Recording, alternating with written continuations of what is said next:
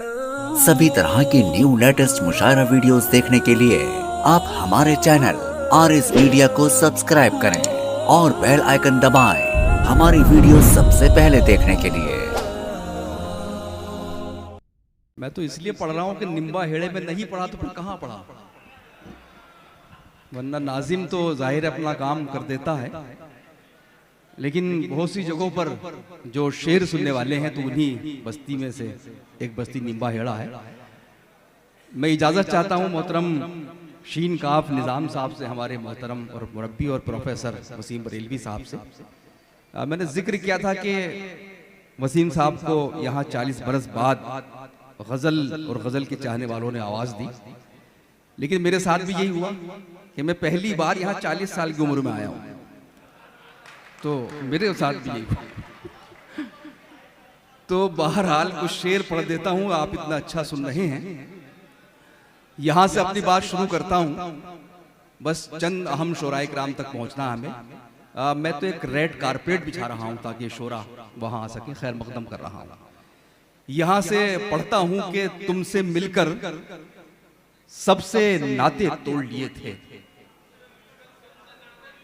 कमलेश भाई सुने, आपकी नजर कर रहा हूँ शेर कि तुमसे मिलकर सबसे नाते तोड़ लिए थे, हमने बादल देख के मटके फोड़ लिए थे। तुमसे मिलकर सबसे नाते तोड़ लिए थे, हमने बादल देख के मटके फोड़ लिए थे। एक मतलब और पढ़ रहा हूं, ये सुना नहीं था लेकिन मुझे याद आ गया, इतनी अच्छी शायरी पढ़ी गई यहाँ, ये भी पढ़ देता हूं। अर्ज करता हूं कि मौजों से लड़ते वक्त तो मैं उसके साथ था। आप ही का दर्द है ये। मौजों से लड़ते वक्त तो मैं उसके साथ था, साहिल पे उसके हाथ में कोई और हाथ था। मौजों से लड़ते वक्त तो मैं उसके साथ था, साहिल पे उसके हाथ में कोई और हाथ था। अब यहां से दो शेर आपको सुनाने हैं। मतला यहां इसलिए पढ़ा जा सकता है कि आपने जिस तरह नजमी साहब को सुना, कुछ और जो आपने वो शायरी सुनी, तो ये वहीं आपको मतला ले जाएगा। लेकिन इस पे अगर दाद ना भी मिले तो मुझे कोई अफसोस नहीं होगा। उसके बाद जो दो शेर हैं उस पर मैं शिकायत करूंगा अगर दाद नहीं मिले। ये मतला पहले सुन लीजिए। अर्ज करता हूं, पढ़ता हूं कि जो निस्फ शब में निदामत सी होने लगती है, जो निस्फ शब में निदामत सी होने लगती है, तहे शऊर इबादत सी होने लगती है। जो निस्फ शब में निदामत सी होने लगती है, तहे शऊर इबादत सी होने लगती है। और शेर ये पढ़ रहा हूं दोस्तों, बहुत शुक्रिया। शेर अर्ज करता हूं कि मैं इसलिए भी जरा उससे कम ही मिलता हूं, मैं इसलिए भी जरा उससे कम ही मिलता हूं, बहुत मिलो तो मोहब्बत सी होने लगती है। मैं इसलिए भी जरा उससे कम ही मिलता हूं, बहुत मिलो तो मोहब्बत सी होने लगती है। सीक्वल बनाता हूं, अर्ज करता हूं कि न सिर्फ ये कि मोहब्बत सी होने लगती है, न सिर्फ ये कि मोहब्बत सी होने लगती है, किसी किसी की तो आदत सी होने लगती है। न सिर्फ ये कि मोहब्बत सी होने लगती है, किसी किसी की तो आदत सी होने लगती है। एक मतलब और सुन ले, आज के जमाने का इश्क आंसू है न आहें, न कोई दुख है न गम है। आंसू है न आहें, न कोई दुख है न गम है, इस बार का ये इश्क तो औसत से भी कम है। आंसू है न आहें, न कोई दुख है न गम है, इस बार का ये इश्क तो औसत से भी कम है। बहुत अच्छी दाद दिया आपने अब तक के शेरों पर। ये शेर आप सबका अपना कर्ब अब बयान कर रहा हूं, उस पर मुझे कहने की जरूरत नहीं पड़ेगी, ताली बजाइए, आप खुद बजाएंगे इंशाल्लाह, ये मुझे उम्मीद है आपसे।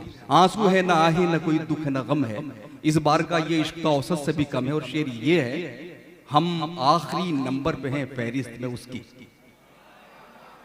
हम आखिरी नंबर पे हैं फहरिस्त में उसकी, जब कोई मयसर नहीं होता है तो हम हैं। कि हम आखिरी नंबर पे हैं फहरिस्त में उसकी, हम आखिरी नंबर पे हैं फहरिस्त में उसकी, हम आखिरी नंबर पे हैं फहरिस्त में उसकी, जब कोई मयसर नहीं होता है तो हम हैं, जब कोई मयसर नहीं होता है तो हम हैं। एक मतला और पेश कर रहा हूं अर्ज करता हूं कि उजाला आप भी सुनिए, उजाला गा रहे हैं हम। उजाला आप भी सुनिए, ये गजल है कि उसमें उजाला गाया भी जा सकता है, वरना कोई सिर्फ नहीं दुनिया की। उजाला आप भी सुनिए, उजाला गा रहे हैं हम, किसी की चश्मे रोशन से गुजर कर आ रहे हैं हम। उजाला आप भी सुनिए। वसीम भाई क्या गजल पढ़ दी आपने। आपको देख के तो मुझे एक शेर याद आ रहा है कि तेरी महफिल में आकर सोचते हैं ना आते तो बड़ा नुकसान होता। उजाला आप भी सुनिए, उजाला गा रहे हैं हम, किसी की चश्मे रोशन से गुजर कर आ रहे हैं हम। और शेर संभाल लीजिए दोस्तों, मेरा जाती कर्म नहीं बल्कि मैंने सबका दर्द देखा है। शेर में पढ़ता हूं, अर्ज करता हूं, उजाला आप भी सुनिए, उजाला गा रहे हैं हम, किसी की चश्मे रोशन से गुजर कर आ रहे हैं हम। हमारे आंसुओं की किस कदर तौहीन की उसने, हमारे आंसुओं की किस कदर तौहीन की उसने, किसी के सामने रोकर बहुत पछता रहे हैं हम। हमारे आंसुओं की हमारे आंसुओं की किस कदर तौहीन की हम। बहुत शुक्रिया। हमारे आंसुओं की किस कदर तौहीन की उसने, किसी के सामने रोकर बहुत पछता रहे हैं हम। और शेर सुनिए, गजल में गजल किस तरह कैनवस वसी करती है। शेर पढ़ता हूं, किसी के सामने रोकर बहुत पछता रहे हैं हम। निकलते वक्त उनके दिल से ये महसूस होता था, निकलते वक्त कमलेश भाई, निकलते वक्त उनके दिल से ये महसूस होता था, दोबारा जैसे जन्नत से निकाले जा रहे हैं हम। निकलते वक्त उनके दिल से ये महसूस होता था, दोबारा जैसे जन्नत से निकाले जा रहे हैं।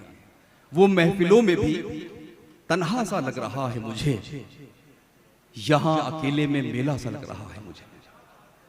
वो महफिलों में भी तन्हा सा लग रहा है मुझे, यहां अकेले में मेला सा लग रहा है मुझे। मुझे बुलंदी से अदना समझने वाले सुन। वो महफिलों में भी तन्हा सा लग रहा है मुझे, यहां अकेले में मेला सा लग रहा है मुझे। मुझे बुलंदी से अदना समझने वाले सुन, यहां से तू भी तो छोटा सा लग रहा है मुझे।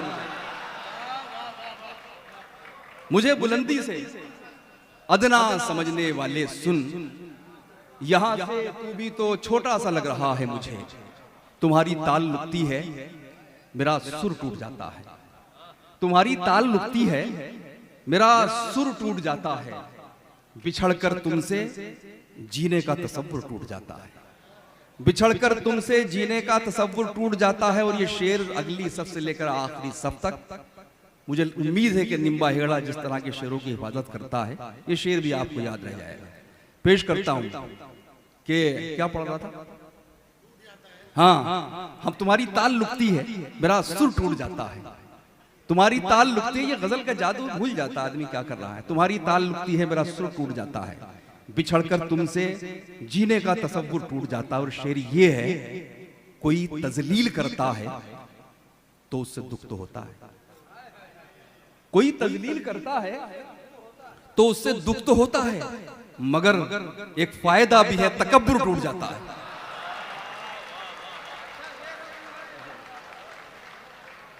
कोई तजलील करता है, बहुत शुक्रिया डॉक्टर साहब, कोई तजलील करता है तो उससे दुख तो होता है, मगर एक फायदा भी है, तकब्बुर टूट जाता है। मगर एक फायदा भी है, तकब्बुर टूट जाता है। आखिर में मेरा काम तो हो गया, लेकिन चूंकि यहाँ जो सामईन है उसमें 10-20% ऐसे लोग होते हैं कि जो वो कुछ सुनने आते हैं जो उनको मिलता नहीं पूरी रात, तो उसमें दाद वाद की परवाह नहीं होती। अगर दाद मिल जाए तो बोनस होता है।